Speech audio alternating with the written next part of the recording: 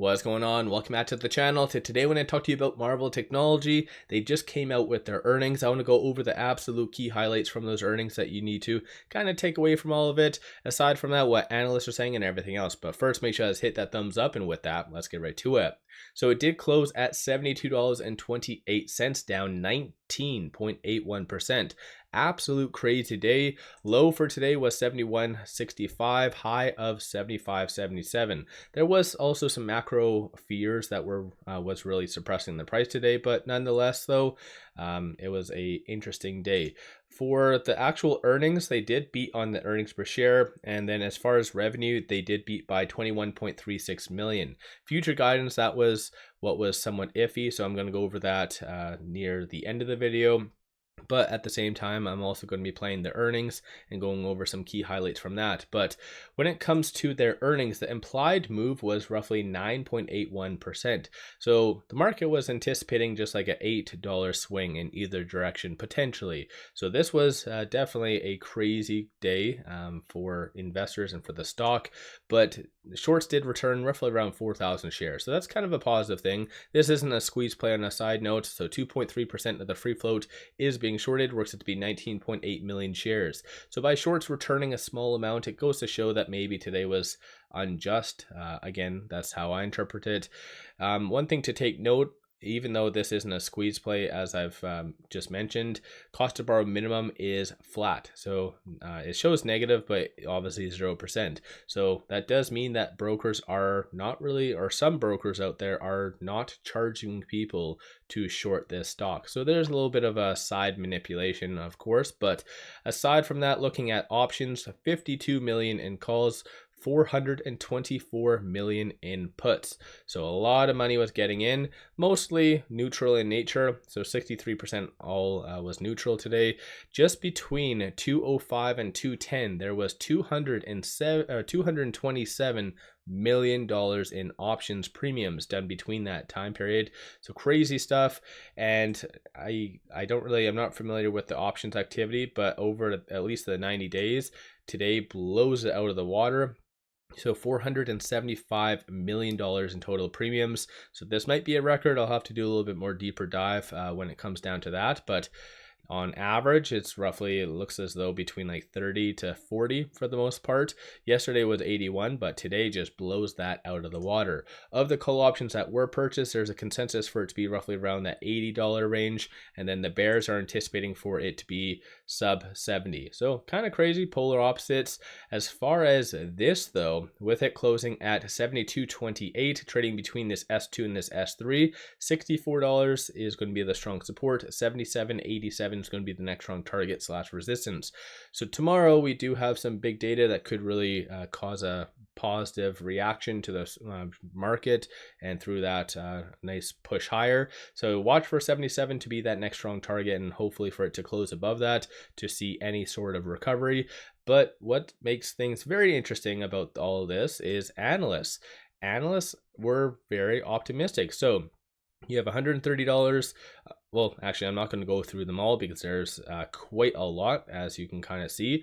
All these did come out today. A couple came out yesterday straight out the gate. So Wells Fargo, 120. Some notable ones, low end, you have 90, 95 for buys. Then you have 100. Kind of on the high end, you have, looks like 140, 135, 130. Nonetheless, even the bears for $90. So that is the new low for the stock, but it's trading at $73. So absolutely insane. As a consensus, $119.18 is that price target, and that does represent a 64.89% upside. So you don't see too many opportunities like this. So let me know your general thoughts. Did you buy the dip? Did you sell?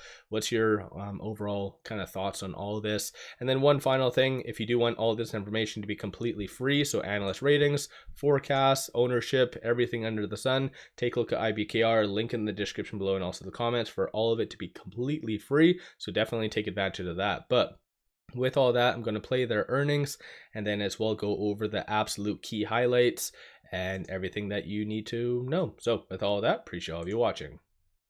Good afternoon, and welcome to Marvell Technology Inc.'s fourth quarter and fiscal year 2025 earnings conference call. All participants will be in a listen-only mode. Should you need assistance, please signal a conference specialist by pressing the star key followed by 0. After today's presentation, there will be an opportunity to ask questions. Please note this event is being recorded. I would now like to turn the conference over to Mr. 𝗖𝗢𝗡𝗘𝗖𝗧, Senior Vice President of Investor Relations. Please go ahead. Thank you and good afternoon, everyone. Welcome to Marvell's fourth quarter and fiscal year 2025 earnings call. Joining me today are Matt Murphy, Marvell's Chairman and CEO, and 𝗪𝗓𝗡𝗖𝗧, our CFO. Let me remind everyone that certain comments made today include forward-looking statements, which are subject to significant risks and uncertainties that could cause our actual results to differ materially from management's current expectations. Please review the cautionary statements and risk factors contained in our earnings press release, which we filed with the SEC today and posted on our website, as well as our most recent 10-K and 10-Q filings. We do not intend to update our forward-looking statements. During our call today, we will refer to certain non-GAAP financial measures. A reconciliation between our GAAP and non-GAAP financial measures is also available in our earnings press release. Let me now turn the call over to Matt for his comments on the quarter. Matt? Thanks, Ashish, and good afternoon, everyone. For the fourth quarter of fiscal 2025, Marvell delivered record revenue of $1.817 billion, above the midpoint of guidance, growing 20% sequentially and 27% year over year. Our data center end market was the primary growth driver, fueled by strong AI demand and execution. In addition, we saw continued demand recovery across our multi-market businesses, including carrier, enterprise, networking, and automotive and industrial. I am pleased to report that we achieved GAAP profitability in the fourth quarter and expect this to continue in fiscal 2026. Our record non-GAAP earnings per share of $0.60 exceeded the midpoint of guidance, growing 40% sequentially. This earnings growth rate, double our top-line growth rate, underscores the substantial operating leverage in our business model. For the full fiscal year 2025, we delivered $5.77 billion in aggregate revenue, with our data center revenue growing 88% year over year.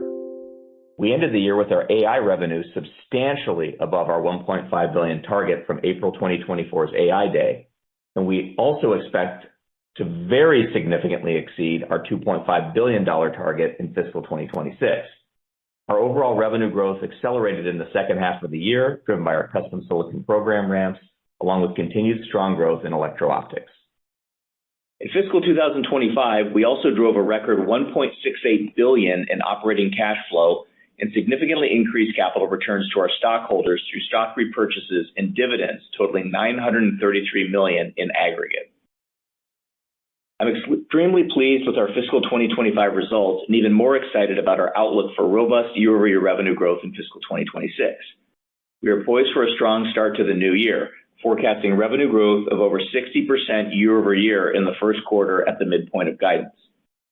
Let me now discuss our results and expectations for each of our end markets. In our data center end market for the fourth quarter, we achieved record revenue of $1.37 billion, growing 78% year over year and 24% sequentially. These strong results were driven by our custom AI silicon programs ramping to high volume production. Additionally, we benefited from strong shipments of our electro-optics products and Teralynx Ethernet switches, with revenue from both product lines growing double digits sequentially on a percentage basis. Within our electro-optics franchises, we continue to see strong demand for our market-leading 800G PAM products and our 400ZR DCI products. We also began shipments of the industry's first 1.6T PAM DSP and 5nm process technology. To further optimize AI interconnect performance, we accelerated the cadence of next-generation products by introducing the industry's first 3nm 1.6T DSP, featuring 200G per lane electrical and optical interfaces.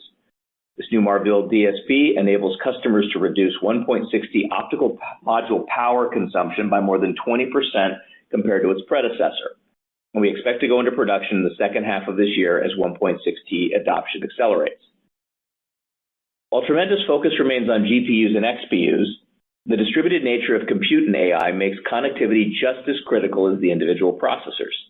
As a result, the design of the next generation of accelerated infrastructure is inexorably tied to how efficiently data can be moved on and off the accelerators and throughout the cluster.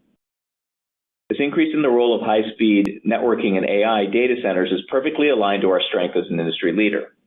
And just like compute, Hyperscalers are also customizing networking, and we are seeing similar momentum for flash-based storage, HBM, and CXL-based DRAM pooling.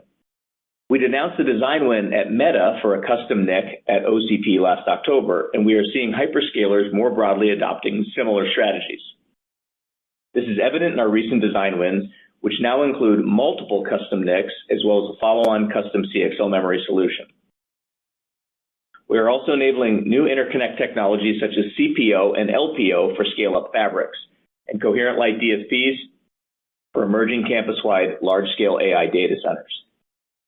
Earlier this year, we announced Marvell's breakthrough co-packaged optics architecture for custom XPUs, enabling customers to integrate optics into future custom accelerators.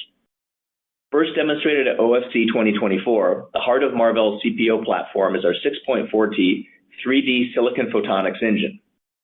It integrates hundreds of active and passive components in a single unified device and builds on multiple generations of silicon photonics innovations that we have been shipping in high volume in our DCI modules for several years. Co-packaged optics can enable an increase in the size and scale of AI servers, which currently rely on passive copper interconnects. We expect this transition from copper to optical interconnects will significantly expand Marvell's interconnect revenue and market opportunities. We are engaged with customers to evaluate this advanced technology, and we anticipate a multi-year period of trial system development ahead of wide-scale industry adoption for CPO. Let me now turn to our current custom silicon programs.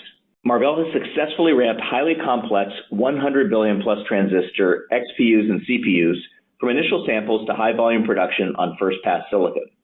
Our custom business continues to gain momentum as customers increasingly rely on Marvell to help them achieve their custom silicon ambitions. As I mentioned, our two leading AI custom programs are in high volume production. We expect growth to continue. One of these is a custom ARM CPU, which we expect will see expanding adoption in our customers' data centers. The second program is for a custom AI XPU, which is also performing extremely well, with significant volume production ahead. In parallel, we are fully engaged with this customer on the follow-on generation of this XPU and planning for a production ramp once it completes its sampling and qualification cycles. As a result, we expect our revenue from custom XPUs for this customer to not only grow this year, fiscal 2026, but continue to grow next year, fiscal 2027, and beyond. Additionally, we are making tremendous progress with the new design win announced at our AI Day in April 2024 for a custom AI XPU with an additional U.S. hyperscaler. Marvell's engineering team, in close partnership with the customer, has successfully completed a number of key technical milestones during the joint development process. As a result, we believe we are well on track to meet our customer's desired schedule to start production in calendar 2026. The engagement is also multi-generational, and we expect it to result in a very significant amount of incremental revenue for Marvell over the next several years. I'm very pleased with our custom revenue achievement for fiscal 2025, driven by multiple program ramps. This success, coupled with strong progress on upcoming custom programs, gives us even greater confidence in our ability to achieve our long-term market share targets for custom revenue.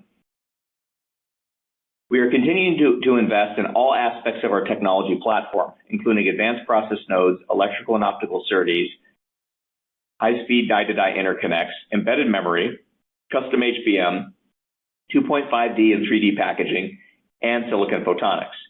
This week, we announced the demonstration of the industry's first 2nm silicon IP for next-generation AI and cloud infrastructure. Produced on TSMC's 2nm process, this working silicon is a critical part of the Marvell platform for developing custom XPUs, CPUs, switches, and other technology critical for next-generation accelerated workloads. Now let me turn to our outlook for our data center end market for the first quarter of fiscal 2026. We forecast that the cloud and AI portion of this end market will continue to drive sequential double-digit revenue growth. For the on-premise portion of our data center end market, we expect a seasonal sequential decline in revenue to partially offset growth from cloud and AI. As a result, we expect our overall data center revenue to grow sequentially in the mid-single digits on a percentage basis. Now, let me turn to Marvell's enterprise networking and carrier infrastructure end markets. In the fourth quarter, enterprise networking revenue was $171 million, and carrier infrastructure revenue totaled $106 million. In the fourth quarter, we saw a continued recovery in both of these end markets, with revenue collectively growing 18% sequentially. Looking ahead to the first quarter of fiscal 2026, we expect aggregate revenue from enterprise networking and carrier infrastructure to grow sequentially by approximately 10%. We are pleased with the continued recovery in these two end markets, although this forecast still anticipates Marvell products shipping below end market consumption. In the consumer end market, revenue in the fourth quarter was $89 million, declining 8% sequentially. For the first quarter of fiscal 2026, consistent with our prior comments, we expect seasonality in gaming demand to drive a sequential decline in revenue from our consumer end market of approximately 35%. Over the next several years, we continue to anticipate our revenue from the consumer end market to be approximately $300 million on an annual basis. Turning to our automotive and industrial end market, fourth quarter revenue was $86 million, growing 3% sequentially as we continue to see a modest recovery in this end market. Looking ahead to the first quarter of fiscal 2026, we anticipate continued sequential growth in the automotive end market. However, we expect this to be more than offset by a decline in revenue from our industrial end market, where order patterns can be lumpy in any given quarter. As a result, we project our overall revenue from the auto and industrial end market to decline sequentially in the high single digits on a percentage basis. In summary, we drove tremendous revenue growth throughout fiscal 2025, significantly scaling the company from an annualized revenue run rate of $4.6 billion in the first quarter to over $7.2 billion by the fourth quarter. Building on this expanded base, we anticipate strong year-over-year revenue growth in fiscal 2026. Our AI-driven data center end market is expected to remain a key contributor, further supported by the ongoing recovery in our multi-market businesses. Marvell's data center end market accounted for 75% of consolidated revenue in the fourth quarter. Reflecting this rapid transformation, during fiscal 2025, we purposefully redirected our investments towards data center relative to our other end markets to fully capitalize on the massive opportunity created by AI. We recently evolved our organizational structure to fully enable this strategic transformation. All products focused on hyperscale customers are now managed by a single cloud data center group led by Raghib Hussain, our President of Products and Technologies.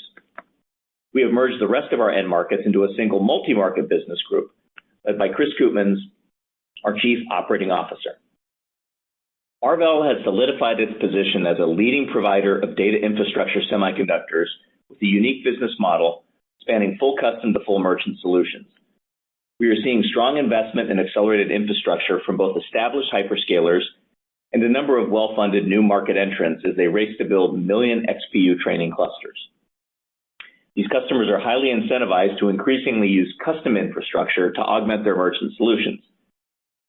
Recent developments in the AI market, such as the advent of reasoning models, are also expected to continue to driving strong demand for compute, networking, and storage semiconductors. As a result, we remain very optimistic about both our short and long-term growth prospects and our role in enabling accelerated infrastructure. We look forward to updating investors on our business model and the significant opportunities ahead of us at our Investor Day on June 10th in New York. With that, I'll turn the call over to Willem for more detail on our recent results and outlook. Thanks, Matt, and good afternoon, everyone. Let me start by summarizing our full fiscal year results. In fiscal 2025, Marvell delivered $5.767 billion in revenue, with strong 37% growth in second half revenue compared to the first half. This growth was primarily driven by our AI programs in the data center end market, as well as continuing recovery in our other end markets. For the full year, on a GAAP basis, our gross margin was 41.3%. Operating margin was negative 12.5%, and loss per diluted share was $1.02. On a non-GAAP basis, our gross margin was 61%, operating margin was 28.9%, and earnings per diluted share was $1.57. We delivered over 1,000 basis point improvement in our non-GAAP operating margin through fiscal 2025, from 23.3% in the first quarter to 33.7% in the fourth quarter.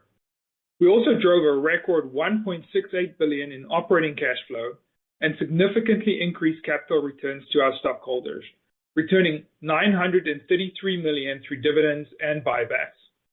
Moving on to our financial results for the fourth quarter of fiscal 2025. Revenue in the fourth quarter was $1.817 billion, exceeding the midpoint of our guidance, growing 27% year over year and 20% sequentially.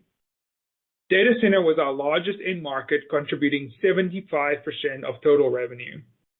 GAAP gross margin was 50.5%. Non-GAAP gross margin was 60.1%. Moving on to operating expenses. GAAP operating expenses were $682 million, including stock-based compensation, amortization of acquired intangible assets, restructuring costs, and acquisition-related costs. Non-GAAP operating expenses came in at $479 million, in line with our guidance.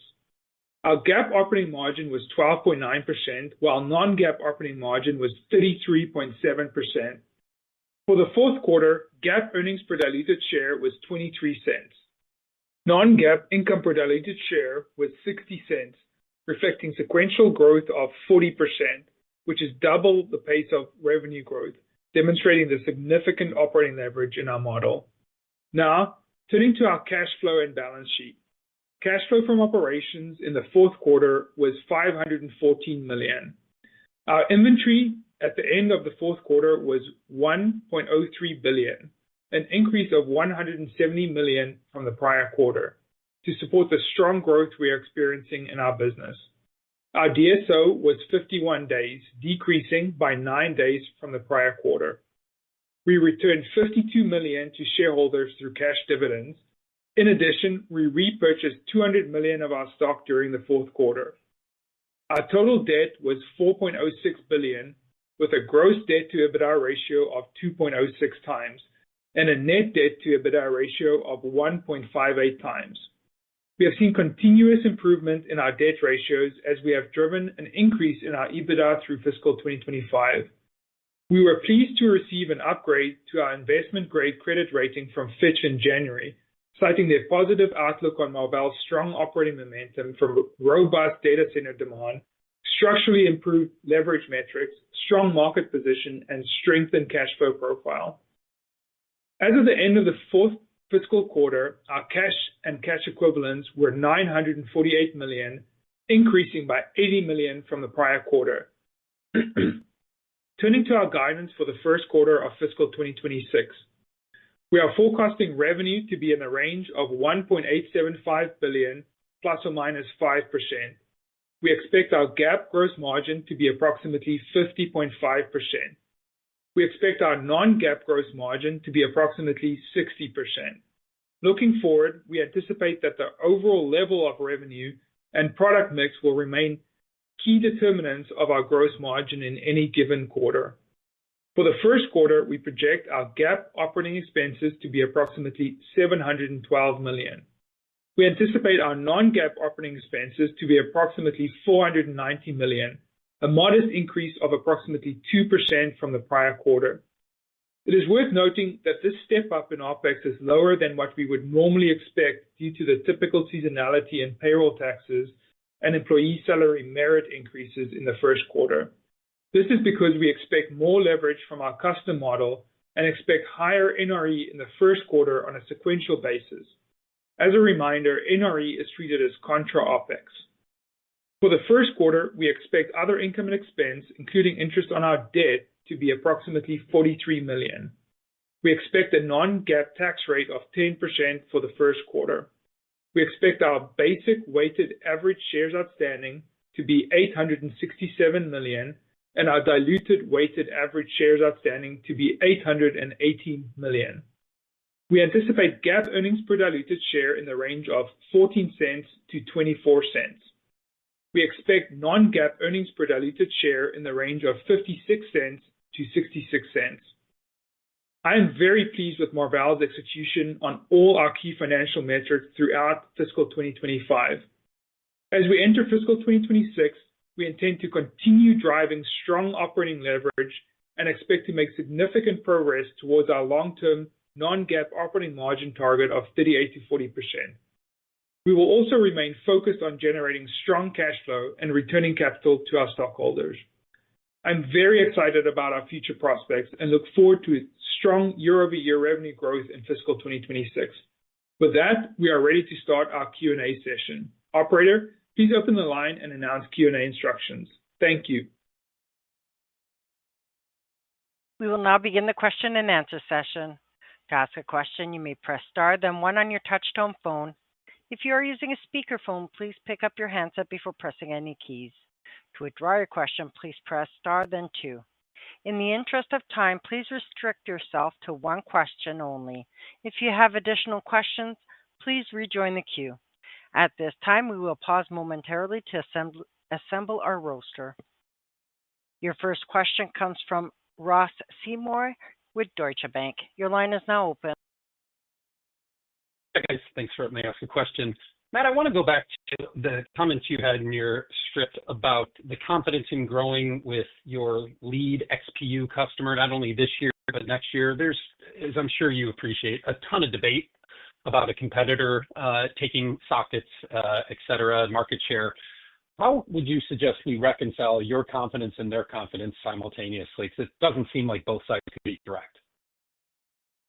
Yeah, hey Ross, thanks for the question, and I very much understand the debate that's out there, and I appreciate a lot the significant interest from the analyst community and our investors on this topic. So let me try to be as helpful as I can, given the constraints we've got around customer confidentiality and their concerns about their own programs and their confidentiality. Okay, so we're very pleased with the ramp of our current lead XPU program. We delivered this with first pass silicon success. We see significant volume production on the current generation in front of us, and you can already see the ramp in our numbers from starting in Q4. In parallel, we have been deeply engaged on the next generation of this AI XPU with this customer. I said this in my prepared remarks, but I'll just go over it again. And we're planning for a production ramp once it completes its sampling and qualification cycles. So to be crystal clear, we do expect revenue from these custom XPUs with this customer, not only to grow in fiscal 26, which is the year we're in, but to grow in fiscal 27 and beyond. And I just want to also note that I'm not including revenue here that would be from other products, such as networking or connectivity. That would be incremental to custom, and certainly we've got a great setup, I think, overall with this account relative to the opportunity set, but it's really on both. And then with respect to the question that our customer may be working with someone other than Marvell on a next generation XPU, it's just something we can't comment on. What I can comment on is visibility for the products that we will be building for the customer. And as I said, this extends to the next generation of our current AI XPU program. Thank you. Yep.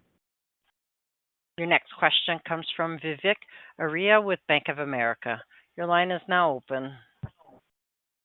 Thank you for taking my question. Matt, just one clarification, if you could help quantify the mix between AI and non-AI in your data center for Q4 and Q1. Is it like 2/3, 1/3? So any quantification there would be helpful. And then a little more generic question, which is that when we look at Q4 and Q1 data center and AI, they are very strong on a year-on-year basis, but the extent of the beats is somewhat modest when we contrast that with a very strong spending at your largest customer. So any commentary there would be very helpful. Is it a supply issue? Is it just early days of the ramp? So any commentary there would be helpful. Thank you. Yeah, thanks, Vivek. Maybe I'll answer the second part first, just on the overall setup. If you look at it, we've seen very strong growth the last few quarters. I think really actually above overall market. I think we were up data center revenues 25% sequentially Q2 to Q3, 25% Q3 to Q4. As I said in the prepared remarks, our AI and cloud revenue, that portion of the data center business is up double digits from Q4 to Q1. So these are all sequential numbers, by the way. And of course, on the year-on-years, if you look at Q4, we're like up 77% or something in data center, and I think Q1 we're up pretty similar. So we're very pleased with the trajectory of this business in terms of just the sequential and year-over-year growth rates. I think that's tracking really well. On the AI side and how we think about it is, and I'll just give you kind of maybe a flashpoint just as we sort of exit the year, but a good overall proxy. Well, so today AI is more than half the revenue, so it's now the majority. It's crossed over, and I think as we go forward, that's going to just continue to increase. And so because overall Marvell is now 75% of our revenue kind of plus going forward in data center, that's going to end up being a really good proxy. Underneath that, about half of that is, if you just look at overall data center now, just to provide a little more color, about half of that is in electro-optics, and custom now has grown to about 25%, about a quarter, a little bit more of the data center revenue, and then the balance is made up of everything else. So again, it's a nice trajectory here. We've got AI that's sort of outgrown the total. It's the majority driving the business. Data centers now, significant total portion of overall Marvell. And then the mix continues to grow nicely with custom really ramping. So hopefully some of those data points are helpful, but we're very pleased overall with the trajectory of the business. Your next question comes from the line of Timothy Arcuri from UBS. Your line is now open. Thanks a lot. Matt, I wanted to clarify the answer you just gave on the breakdown of AI revenue. You said more than half is AI, which I get, of data center. And then you said half of data center is optics. Did you mean half of AI is optics, so that the AI breakdown is basically roughly half is optics and then half is custom ASIC? Is that what you meant? Yeah, sorry. Tim, thanks for the clarification. To be precise, it's overall data center are those numbers I gave you. Okay. And then you had guided AI to $2.5 billion this year. I think you said you used the word very significantly. You're going to exceed that in fiscal 26. What does that mean? I guess most of the sell side is thinking like $3.5 billion. So that certainly would qualify as very significantly. But is that what you mean when you say very significantly by like $1 billion? Is that the type of thing that would qualify as that? Thanks. Yeah, Tim. Hey, thanks for the question. Yeah, we're definitely leaving this year open-ended in terms of what we can go do. Last year we had talked about $1.5 billion. We blew through that. This year again we anticipate being substantially above that. I'm not putting a number on it just yet. I think that there's a lot to go here in terms of the momentum in the business and the opportunity set in front of us. And so we're right now we're kind of keying off the last update we did, which was in the AI day from last year, and then we'll find the right appropriate time in the future. But right now we're trending extremely well, and you can really start to see it in the numbers. As I mentioned earlier, at some point this data center revenue is now 75% of Marvell, and I gave you the AI percent, so you can start using that as, I think, a really good proxy for where things are going. Okay, Matt, thanks. Yeah. Your next question comes from the line of Harsh Kumar from Piper Sandler. Your line is now open. Yeah, hi. Thanks for letting me ask a question. Matt, I think you mentioned that you have 3 kind of custom ASIC customers for you. I wanted some color on the stickiness of these customers. What are some of the triggers that might cause some of these customers to go look for another design partner? Is it price, or is it just 100% performance? If you can't produce, they start looking. What is the second part of the question is, what is the possibility of you being able to attach your networking products to some of these custom ASIC players? Or if you do, could you just help us understand what's being attached today? Yeah, thanks for the question. I think the first is that we actually have custom engagements with all 4 of the major hyperscalers, and then 2 of them in compute with a third coming. Just to clarify, and Look, these are very complex chips. And our view is consistent with sort of what we've been saying, which is when you look at the TAM that's out there, which is, we sized, back in April of last year for Marvell at like a $75 billion data center TAM, which has probably, if anything, just gotten stronger, and a big portion of that coming from custom.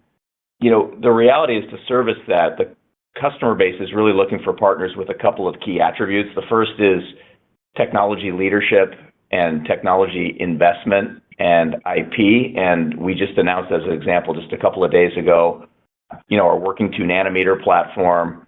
We've got a very competitive offering on custom HBM, die-to-die, advanced packaging. So that's part of it. The second is to have the manufacturing scale, the ability to go drive the right design methodology in terms of first pass silicon success, and be able to actually ramp these highly complex, upwards of 100 billion transistor type of chips into production.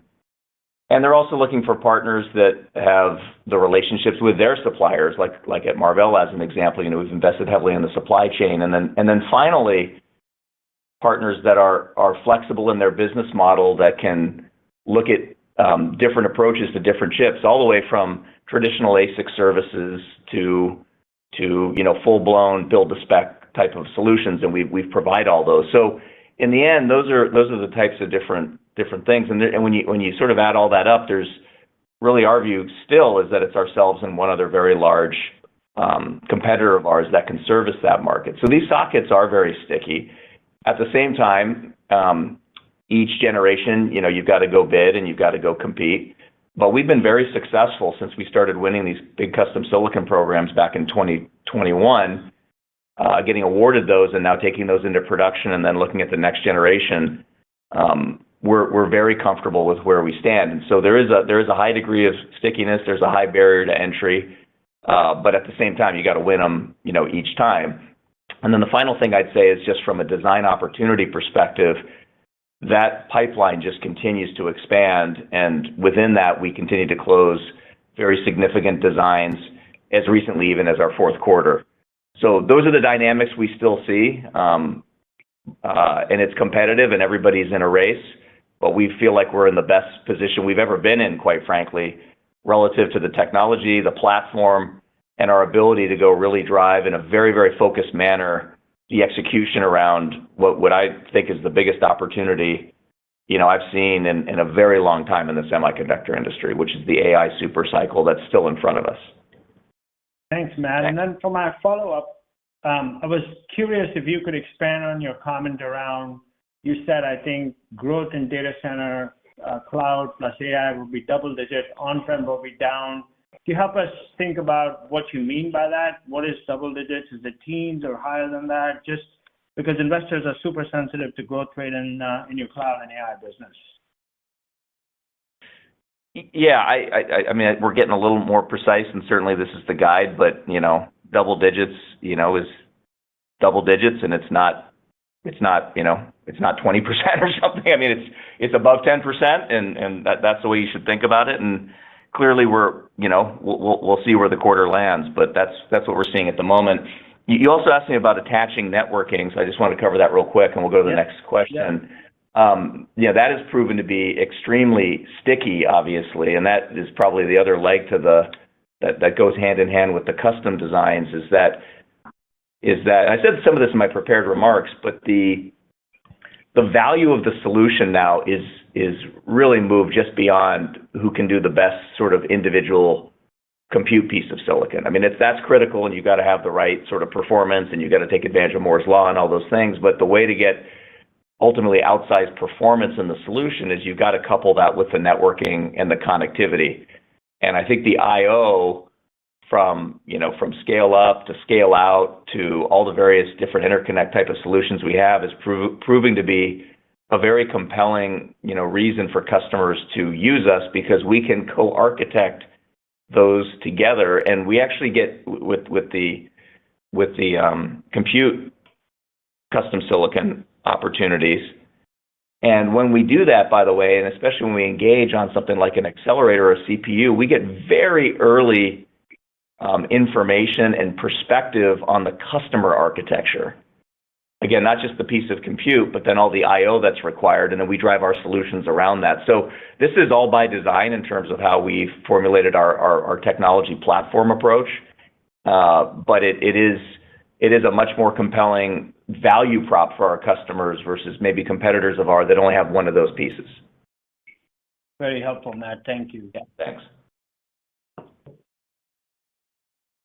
Your next question comes from the line of Aaron Rakers from Wells Fargo. Your line is now open.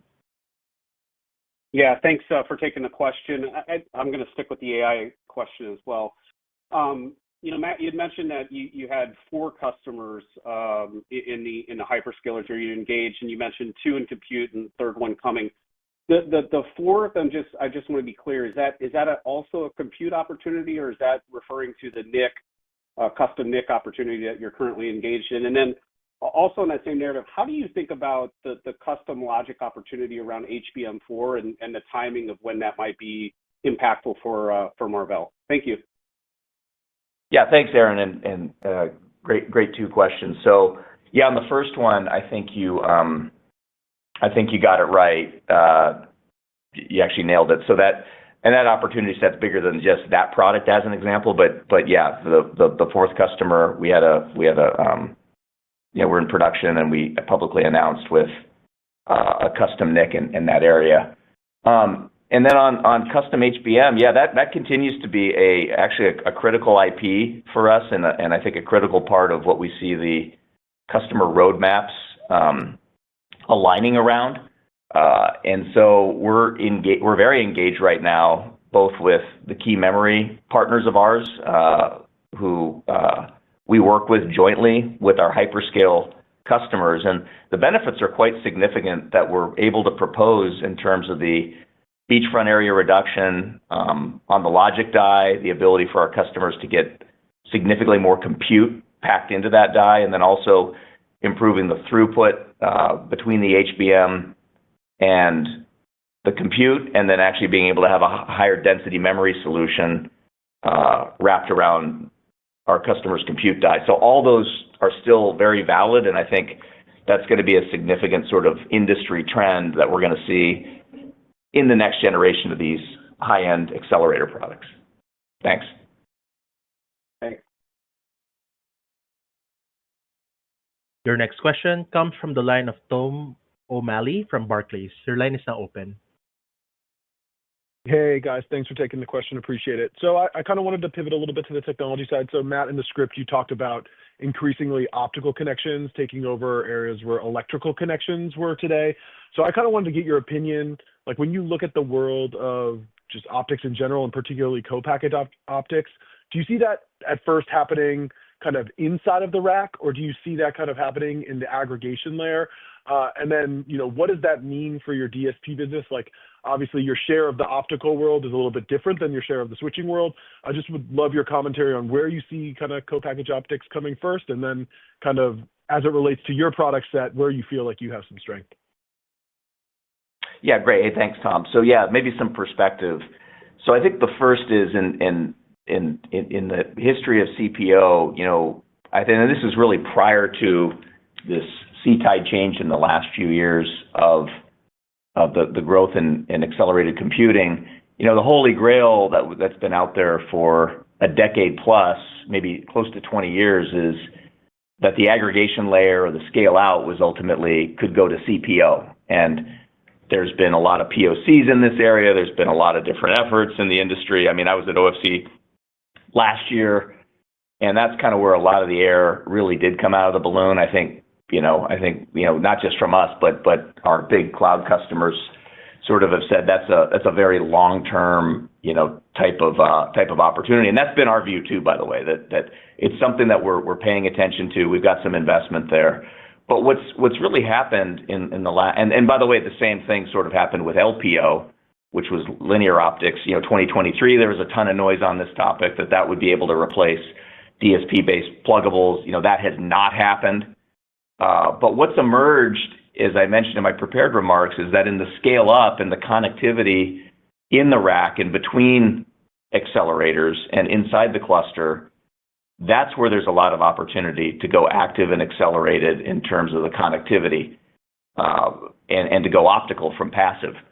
And that could be accomplished a couple different ways, and co-packaged optics is a very interesting and compelling way to do that. We demoed our 6.4T product, a year ago at OFC.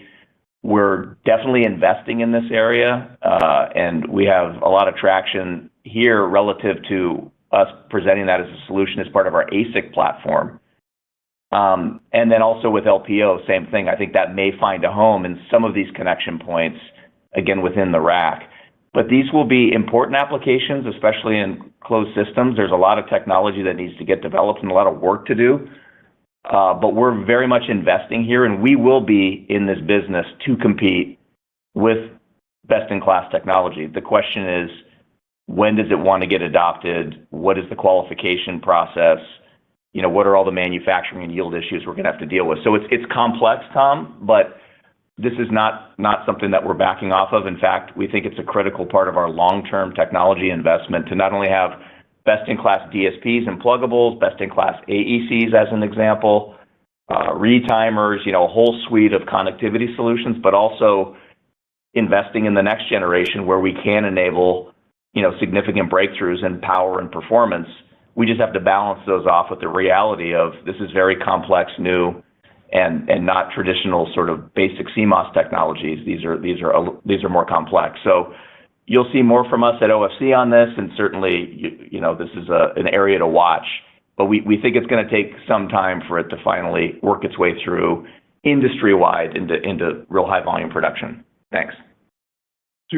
Super helpful. And then just on the near term, obviously on the optical side, sounds like things are better there, but there's been noise, as there is about many things these days in relation to AI, about potentially some headwinds in terms of inventory at 800 gig or the pricing dynamic as you move to 1.6T. Could you maybe comment on the health of both of those nodes and kind of what you're seeing in terms of the growth trajectory for the 800 gig world this year and just the health of pricing, et cetera, just because there's been a lot of noise there. Thank you, Matt. Yeah. No, we feel really good. Optics has been very, very strong for us. We saw, a big uptick in the second half of last year in terms of orders. We've been fulfilling those. We see demand very strong this year, particularly in 800 gig, very healthy demand. We do see 1.6T transition happening, but quite frankly, 800 gig continues to be the workhorse. And we'll be ready to support both our 5-nanometer 1.6T device, but we're very excited about our 3-nanometer product. It's getting a lot of great traction because of the power savings. I mean, it's 20% per link. So it really adds up when you talk about the massive scale and the number of interconnect points in these massive clusters that are being built. So all that looks very positive, Tom. And of course, there's always noise in the system. This is a very hot area. I'm saying AI overall. But from a Marvell perspective, sharing what we see very healthy, strong demand continuing.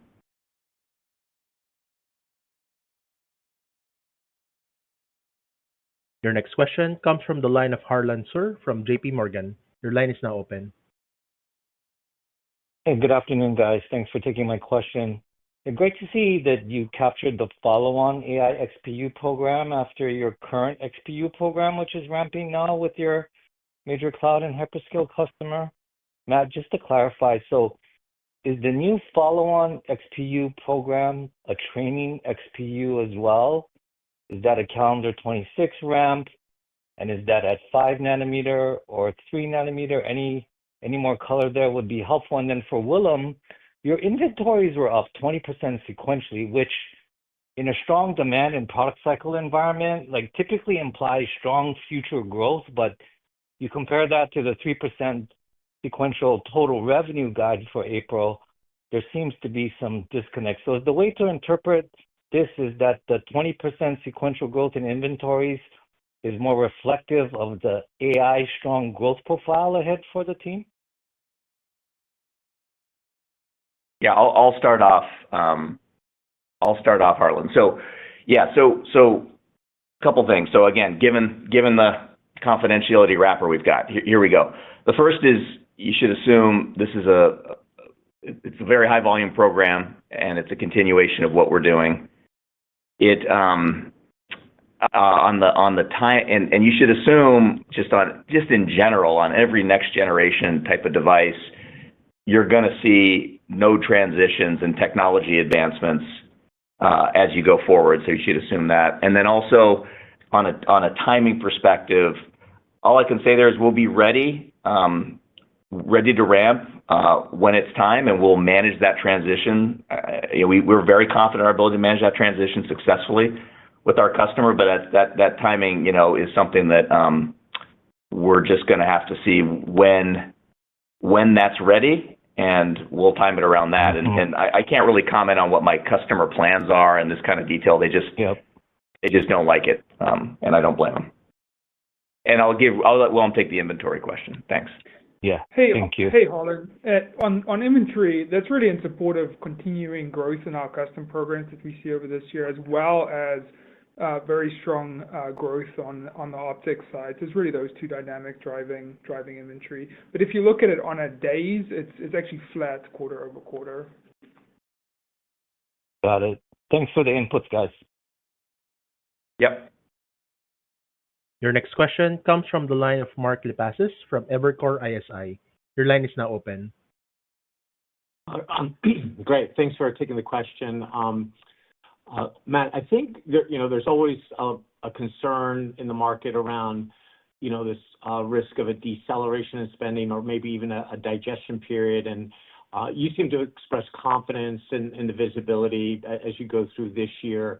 And I wonder if you can help us understand the tells that you look for on your dashboard that tell you that there's this risk of a digestion period. And I think maybe as part of that, I guess I've always thought of Marvell as like a 𝗖𝗓𝗡𝗖𝗧 company. Now you just have this processor business that's really ramping, and I wonder if you kind of try to deconstruct that risk assessment. Do you think about those two businesses differently? Yeah. Okay. I'll break it into the two pieces. So we do a lot of triangulation, Mark, as a company relative to how we forecast our data center business in particular. And so we do take a lot of the top-down data into account in terms of CapEx trends and things like that. But ultimately, we're so joined at the hip because of the key nature of these programs, and ultimately our products, and especially where they're just completely sole sourced, being a potential gate for our customers. We plan our supply chains very carefully together, and I think you can see the evidence of that over the last 2 years as we've ramped with sort of the advent of ChatGPT. And it's amazing to think of where we were. If I actually go back to this call 2 years ago, and the big breakthrough was we were saying we were going to do $200 million in AI revenue in calendar 23 and $400 million in 24, and now we just finished 24, and we're talking about blowing through 1.5 billion and doing 2.5 plus. So just as a quick side note, it's just kind of remarkable. But we scaled right along with our customers, and generally continue to sort of exceed expectations and be able to ramp with what they need. So when we look to the rest of the year, and even quite frankly on a multi-year view, it's a very strong outlook, and some of that is our own specific things, because we have new programs, let's say in the custom area, that are ramping, that are incremental. We also have, and then we just have additional sockets. We have customers transitioning from a technology perspective, let's say an interconnect. So we have a lot of positive tailwinds. Now we're monitoring, and certainly the supply chain, it needs constant review. But at the moment, again, we see a very strong setup for strong growth in our fiscal 26 and our fiscal 27, driven by both the custom programs ramping as well as continued growth and strength in connectivity and in higher layer networking and in things like storage coming back. So all these look like a positive setup at the moment. Great. Thank you. Very helpful. Yeah. Your next question comes from the line of Ben Reitzes from Melius Research. Your line is now open. Hey guys, thanks for the question, and thanks for the intermission there in the middle. That was a nice break. question that I have is with regard to sequential growth, Matt, and then a long-term question. Did you clarify that AI revenue could grow sequentially through the year? And did, when Tim asked his question earlier, and if so, what's your confidence? And then if you could just kind of step back also, Matt, there's a lot of noise due to the speculation around that customer and content there. But, when you step back, you have a goal of $15 billion for the data center long term by calendar year 28. Are you seeing the progress in your custom business still to hit that number? Because nobody on the street is even close to that. Thanks. Yeah, Ben, hey, thanks for the questions. So, yeah, on the AI assumptions through the year, I think what I said was in Q1, our data center business, ex the on-prem stuff, was going to be up double digits coming off of, overall data center, like 25% a quarter sequentially. So I didn't comment, throughout the whole year, but you should just assume it's not a bad assumption, right? Or it'd be a fair assumption to think that it's obviously going to continue given the strength in the business and the momentum that we're seeing, and just from what we're looking at from a year-over-year perspective. On the long term, I think we're tracking extremely well to our 20% market share number. When we look back to kind of calendar 23 and then 24 and 25, and you start bouncing it up against what we said at the AI Day, I think it looks very favorable. We're definitely gaining share from 23 to 24, and we'll definitely gain more share from 24 to 25. And so, to get to that revenue target, you got to get there both ways. You got to grow the share, right, from kind of 10%, let's call it, to 20%, and then the market's got to develop, right? Obviously, you got to get to the sort of $75 billion TAM. But both of those are trending in a very positive direction. In fact, certainly in 24 and even in 25, it's just kind of big round numbers. It looks like, both the market and our growth, if you just bounce it up against sort of what's the compounded growth rate you needed from 23 to 28, it's actually growing above that right now. So now we're in ramp phase, but that's gonna continue. So I think we're in very good shape in terms of where we're tracking from a market share perspective. And certainly if the market, by the way, is bigger, I mean, remember, we gave that point of view in April of last year. And the world has changed, Ben, since then, in terms of the absolute CapEx that's being deployed. Certainly even in recent months, all of the various programs, from all the different key players and the potential of what's out there, sovereign programs, government programs from new entrants. So we just see this, quite frankly, the TAM and the opportunity for Marvell, if anything, being way larger than it was when we looked at it, almost a year ago. So all those make me feel very good about the market size developing, and then certainly our progression on the market share. And you're right, it'd be an absolute home run to get there, and that's what me and my team are absolutely driving in this company day in and day out, is drive the market share and help create the market, help make the TAM happen, and execute like crazy, and do it in a very focused manner, which is also why we reorganized the company with a dedicated data center engineering and business group to drive it. So I think the setup's really good. Thanks. Thanks, Matt. Your last question comes from the line of Christopher Rolland from Susquehanna. Your line is now open. Hey, thanks for squeezing me in. And some of this was addressed, but scale up, you guys have a lot of opportunities here.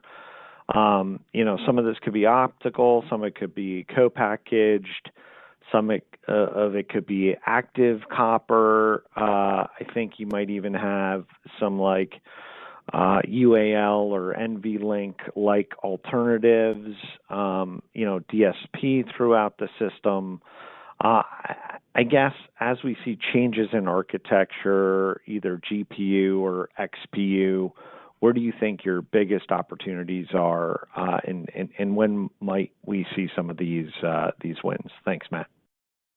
Yeah, excellent, Chris, and great question to end the session. So first of all, you've done your homework, and I think the key message is we are planning on participating in enabling all of the things you mentioned. We have programs underway and developments in all those different areas. The key thing I want to stress to you and to the investors on the call is this is incremental TAM. The scale-up opportunity, we flagged it a few different times as ripe for sort of a TAM expansion, and it looks like that's what's going to play out at some point here. So that is all incremental. That's not, hey, if that happens, then all of a sudden, Marvell's DSP revenue goes down or something. Like then the scale up and this type of connectivity, that is a revenue upside, market upside type of opportunity. So that one I think is we're very excited about, and I think you're going to hear a lot more about that from us, certainly at things like OFC and our Investor Day and so forth. But yeah, big opportunity there, no question. Thanks, guys. Yep. Thanks, Chris. Let me now turn the call over to Mr. Murphy for closing comments. Yeah, thank you, operator. And first of all, I appreciate everybody joining the call. I apologize for the gap there. Hope everybody enjoyed a quick coffee break, and we'll certainly figure out what happened. But appreciate the interest in the company. I want to thank everybody for their interest and just kind of reflect on a few things. I think the first is, we had really strong progress in fiscal 25. We started off at a $4 billion-ish, $4.2, $4.3 billion type of run rate in the first half. We're now at the 1875 kind of guide, well above $7.5 billion run rate. So that's, I think, really strong trajectory for the company heading into the year and a big change. We're also getting leverage in the model, and the operating leverage, cash flow generation, operating margin expansion. And you can even see it in things like our Q4 to Q1 OpEx, which normally would go up, as Willem said, more than we're forecasting, but we're starting to see the benefit of these custom silicon programs kicking in and the NRE contribution. And so we're seeing it both on the top line revenue growth, but also on the expense line as well. And that is a great setup. We were GAAP profitable as well in Q4, which was great. We're going to keep driving that. It wasn't just AI. Our standard cloud infrastructure side of things in data center also had a very strong year. The programs that maybe there was some concern about going back a year ago, can you ramp? These products going to get qualified? What's going to happen? I think our team, and I want to thank the Marvell team, did an excellent job of ramping these very complex devices into full volume production, supporting our customers. Tom had a question about electro-optics. We had a banner year for our electro-optics business, and it looks very strong heading into next year. Also, the multi-market businesses, that was a source of concern over the past year, the enterprise and carrier and things like that. You're seeing very strong sequential growth out of those businesses as they recover, and they sort of trend back towards their at least enterprise and carrier, their $2 billion run rate. And, look, we had a beat and raise. We're guiding revenue and earnings growth to continue in the first quarter. Customer engagement's really strong, as I mentioned, very strong design wins in the last year, great execution by our sales team and business units to win those key designs that are going to drive our future growth. And we're very optimistic about where this heads. So I appreciate everybody's interest. I look forward to seeing all of you in various investor meetings coming up and continue the discussion. So thanks.